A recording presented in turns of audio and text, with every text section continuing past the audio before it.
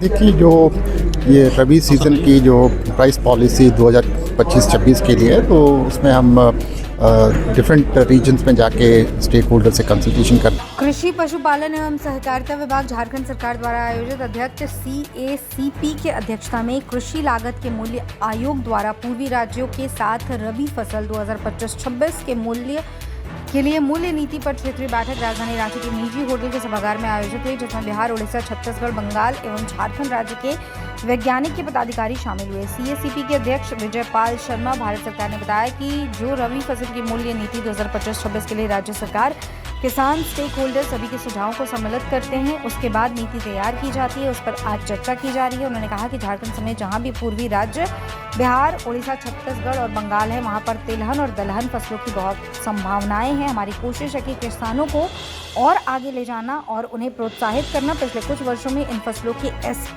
में वृद्धि की गई है। इसमें राज्य सरकार की भागीदारी अच्छी रही।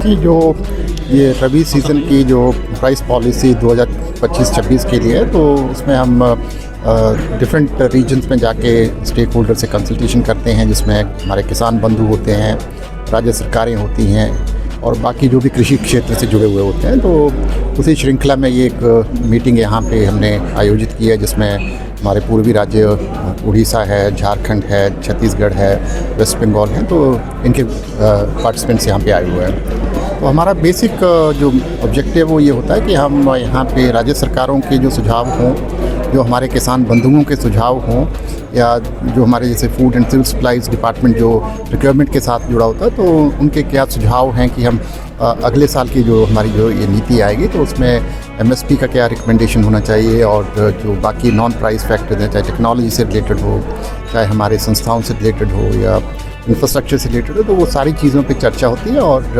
जो इनके सुझाव आते हैं, तो उनको हम अपनी रिपोर्ट में जो वो सम्मिलित करने की कोशिश करते हैं। सर, झारखंड के लिए इस पर कुछ क्या खास?